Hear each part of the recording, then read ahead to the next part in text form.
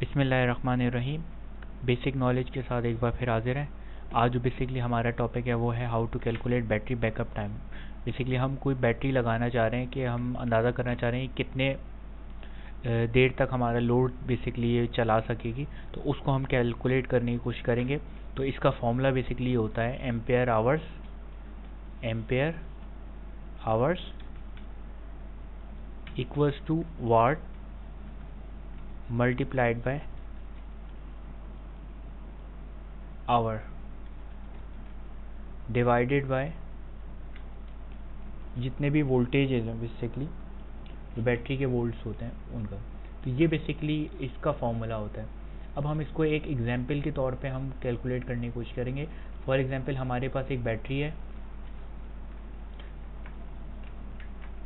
है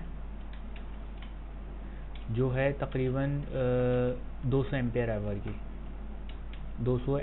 की, और हमारे पास जो लोड है वो बेसिकली है 100 वाट का हम कंसीडर कर लेते हैं। लोड है हमारे पास बेसिकली पावर जिसको कहेंगे वाट में आएगा ये, और हम चलाना चाह रहे हैं टाइम जो है तकरीबन हम इसको निकालना चाह रहे हैं। ये हम बेसिकली हम मालूम करना चाह रहे हैं कि ये कितने घंटे तक ये बेसिकली ये 200 एम्पेयर आवर की बैटरी जो है ये चलेगी।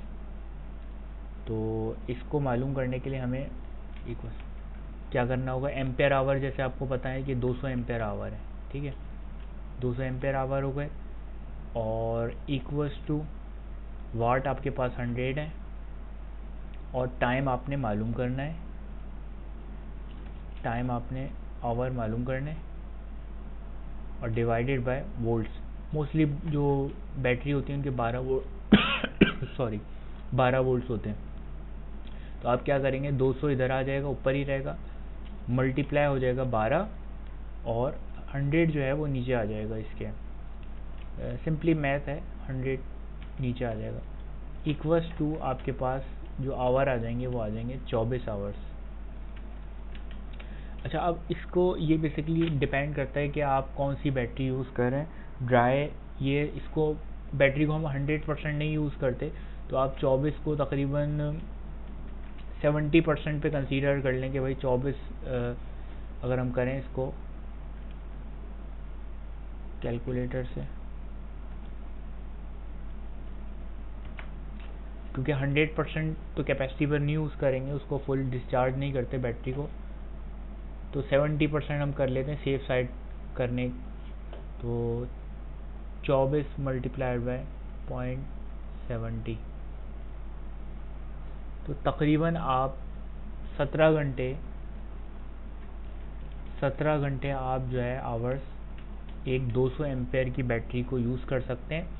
अगर आप लोड इस पे चला जो आपका पावर है, लोड है, वो तकरीबन 100 वाट का हो, तो इसी तरीके से आप वो वाट लोड बढ़ाते रहेंगे तो आपकी ये जो टाइमिंग है, ये आवर्स हैं, ये कम होते रहेंगे। तो उम्मीद है ये बिल्कुल आसान तरीके से समझाने की कोशिश की है, समझ में आ गया हो।